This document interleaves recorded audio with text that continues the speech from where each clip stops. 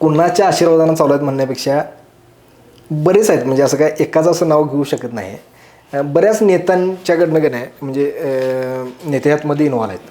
आज बघायला गेलं तर कोणकोणते काळे धंदे आहेत त्याची माझ्याकडे यादी आहे. फोन घेऊ का 2 मिनटं? हां घ्या. मटक्याची वसुली कोण करतं आहे ह्याची माझ्या डेटा आहे पूर्ण जिल्ह्याचा.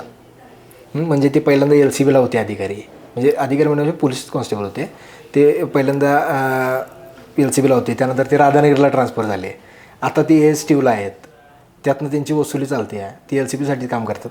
असं सगळ्यांची ह्या प्रकारे माझ्याकडे सगळ्यांची यादी आहे. म्हणजे उदाहरणार्थ मटका जुगार व्यवसाय असू दे, ऑनलाईन लॉटरीचा जुगार असू दे, गुटख्याची वसुली असू दे, बेटिंगचा बुक्कीची वसुली असू दे, रेशनचा काळा धान्याचा बाजार जो आहे चालतो आहे काळा धान्य, तर म्हणजे रेशन धान्यात काळा बाजार जो चालतो त्याची वसुली असू दे, अनधिकृत दारूधंद्याची वसुली असू दे, अनधिकृत गॅस भरण्याची सुद्धा वसुली, त्याची सुद्धा वसुली होती आता.